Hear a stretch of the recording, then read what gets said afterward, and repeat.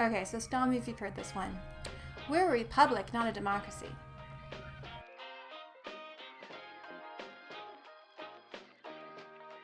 What do you say? Are they right? So, if you look it up on the on Merriam-Webster, it actually says they actually have an entire section dedicated to this question. Is the United States a democracy or a republic? I guess they've heard this one too quite a bit. And they say, the United States is both a democracy and a republic. Democracies and republics are both forms of government in which supreme power resides in the citizens. The word republic refers specifically to a government in which those citizens elect representatives who govern according to the law. The word democracy can refer to the same kind of representational government, or it can refer instead to what is also called direct democracy, which is in which citizens themselves participate in the act of governing directly. Democracy as a concept refers to the sovereignty of the people. More specifically, it usually refers to the decision-making process of voting. But democracy can also mean consensus of the people. For example, Wikipedia is considered a democratic encyclopedia because it's made by the people for the people. It's edited by the people. The Raspberry Pi is a device that for only about $50, anyone can take it and make a prototype, so it's considered a democratic device.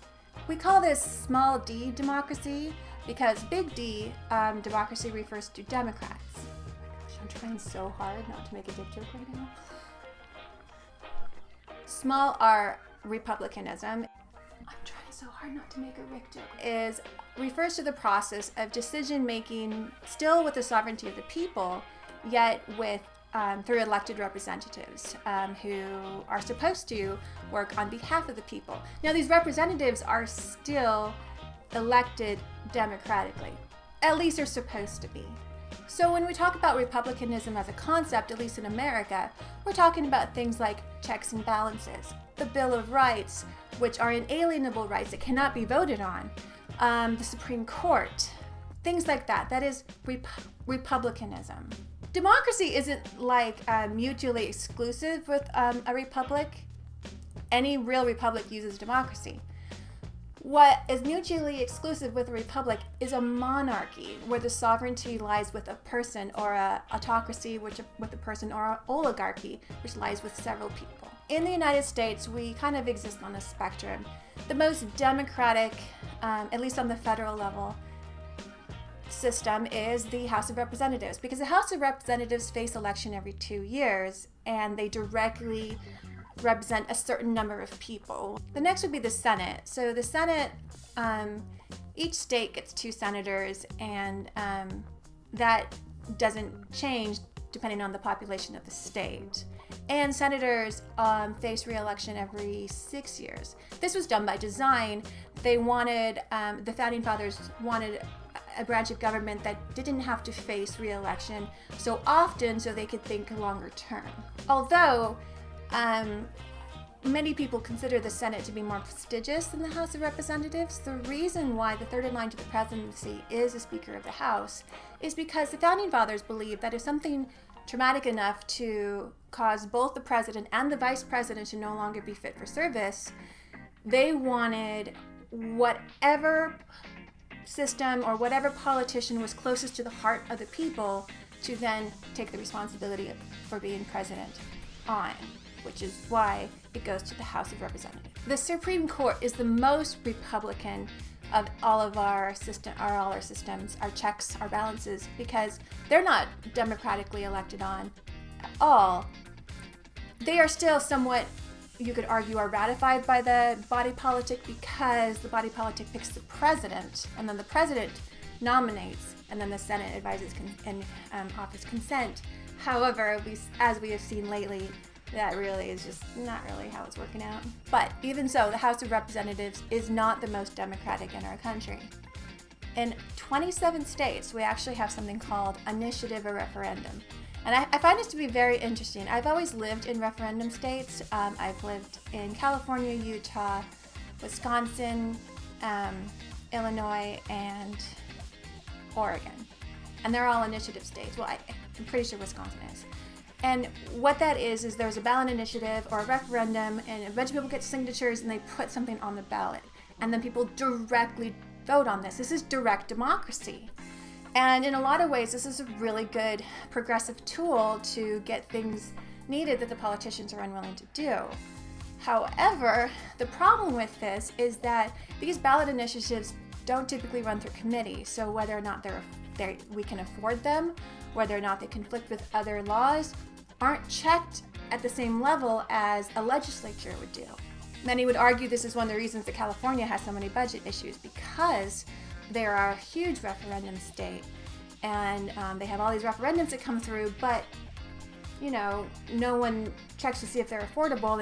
And since raising taxes is always so unpopular, that the taxes to pay for the ballot initiatives aren't always balanced. So ballot initiatives are usually popular. Yes, we want this great thing, but we don't want to pay for it. So California runs into these issues. If California didn't have the economy that rivaled many countries, they would have a hard time.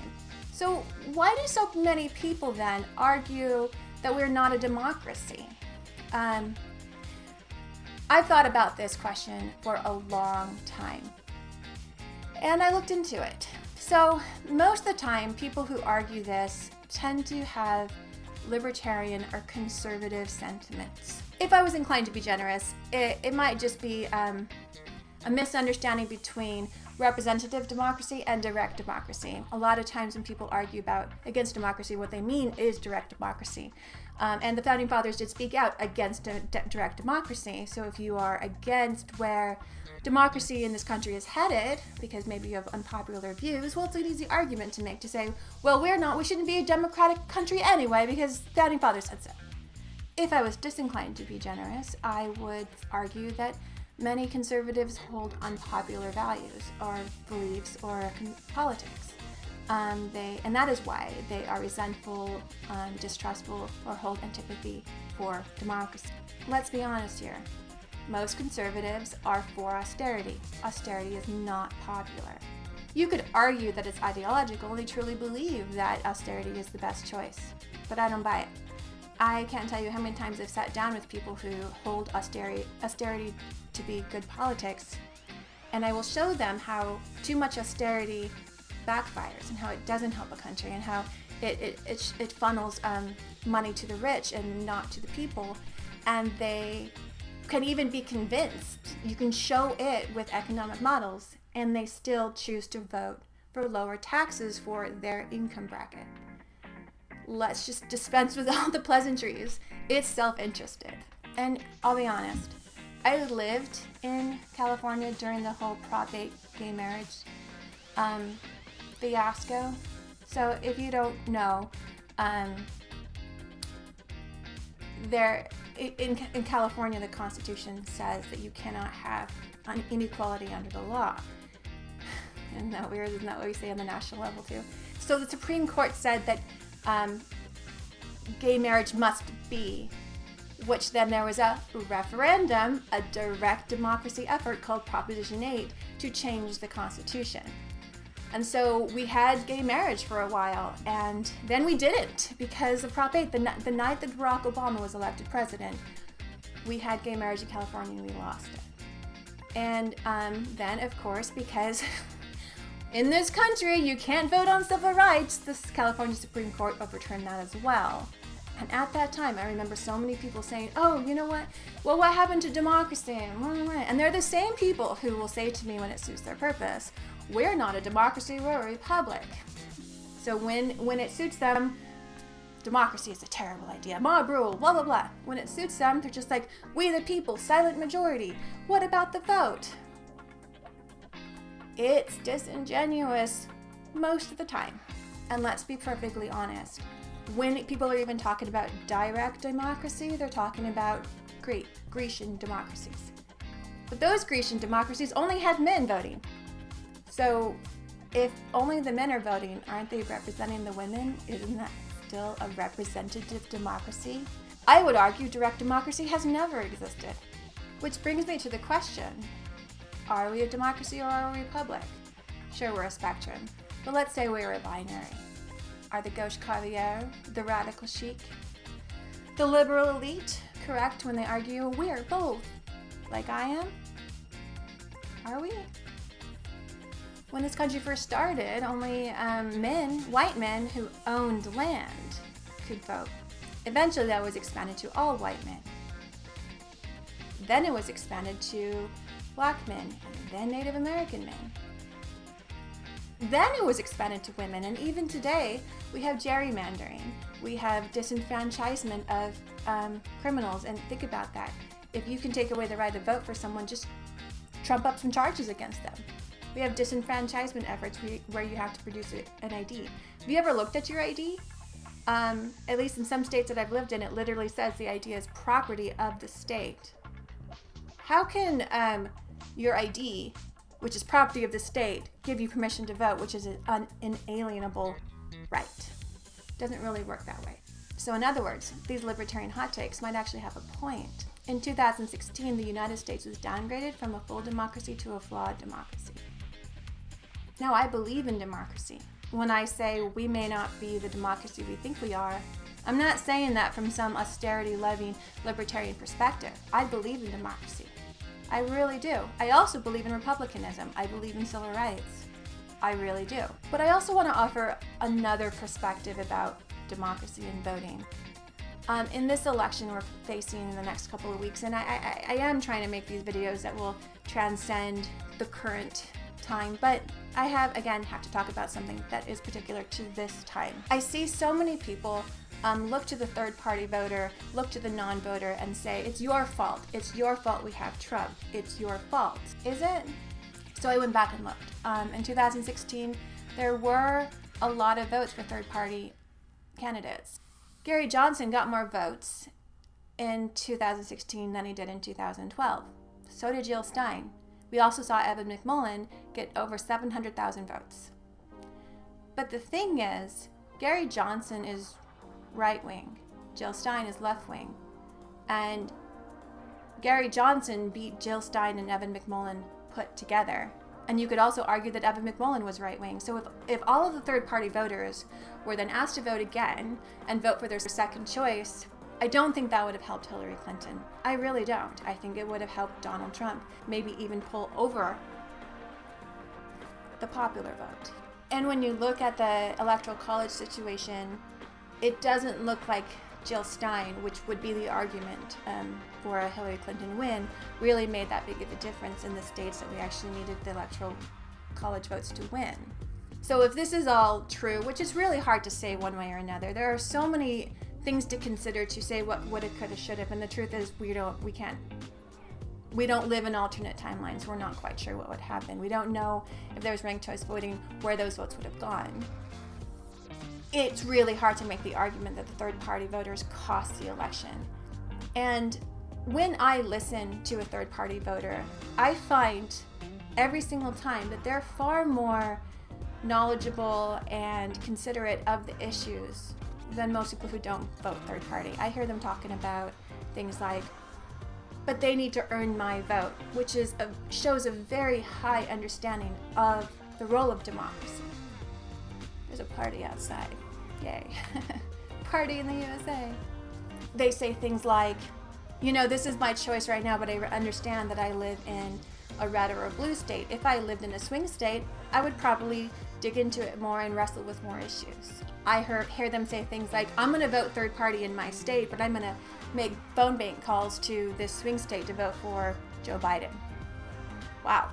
Arguing that while I understand the sentiment of going after the non-voter, going after the third-party voter, I do understand it from an ideological standpoint, it's not effective. I truly believe that. And I have an overall theme for this channel, which is we have to think about what's effective and we have to think about taking our power. And if we're going to spend our time going after something that's not effective, are we taking our power? Mitt Romney just came out.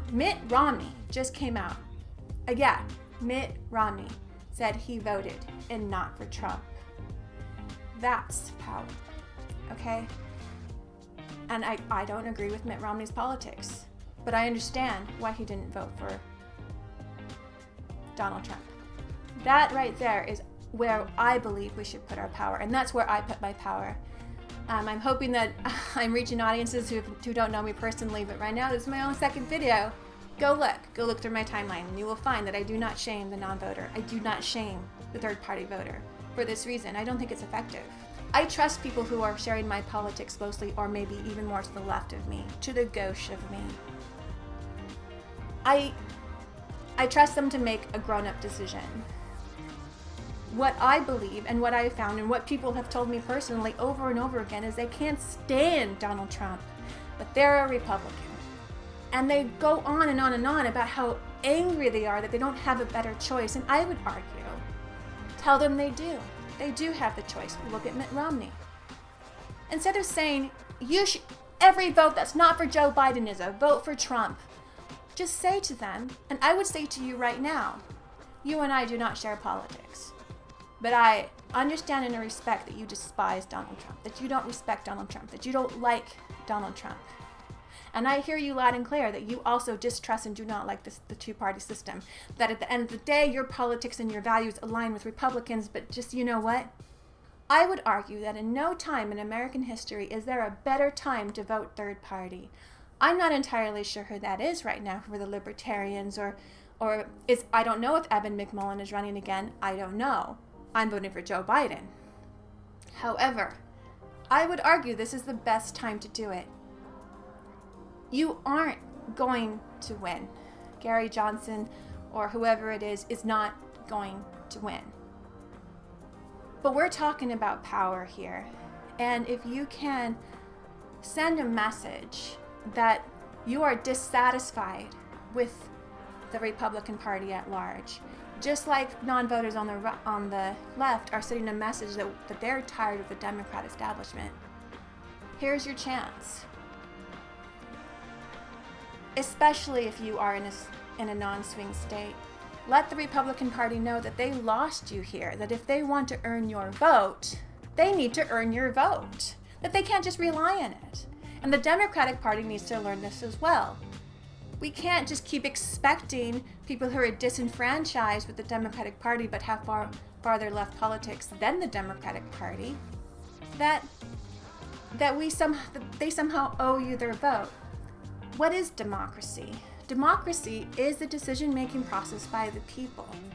Politicians are supposed to earn our votes. We're not supposed to earn our politicians. And I guess I am voting for Joe Biden, but that's how it felt. It felt like that at the end of the primary, he was saying, hey, you have to vote for me because, hell, I'm not Donald Trump.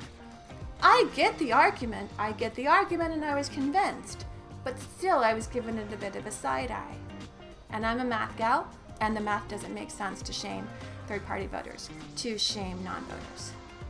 The truth of the matter is, when we get people to turn out, Democratic policies tend to win because we have more popular policies. I would argue, tell people to go vote. Don't tell them to vote for Joe Biden. I would argue, tell them to go vote even if they don't like Donald Trump and vote third party. Tell people to go vote, but stop shaming them for not voting for Joe Biden. Now, I am not going to say don't shame them for voting for Donald Trump, because shame, shame, shame, shame, shame, shame. You are Cersei Lannister. You are for shame. He is a terrible person, and he was a terrible person before he became president. Candidate Trump was terrible, and that is a shameful thing. And I know that so many of you, I know a lot of you would love it. You just love it. You love how nasty and raunchy and disgusting and mean and cruel he is. You get it. That's what you like. But I still believe that a lot of you don't. I do, and I'm getting a little bit emotional here. Fine. I believe a lot of you don't. So you know what? Hold your head higher for the next 4 years. If Joe Biden ends up being a terrible president, you're going to say, I didn't vote for him. If Donald Trump wins again, you can say, look, I'm a Republican, but I didn't vote for him. It seems like a win-win to me. So in short, democracy is power of the people. And go ahead and take your power. And that doesn't necessarily mean you fall in line. If you don't like what the Democrats are offering, don't vote Democrat. If you don't like what the Republicans are offering, don't vote Republican. Shame does not work to necessarily get what you want, but I'm not going to sit here and not ever shame the Trump voter, because that is, you should be ashamed. And that's my piece, and I hope you like and subscribe. Save this video, share this video with your friends. If you think I'm wrong, argue with me. I love it. And I'll see you next time.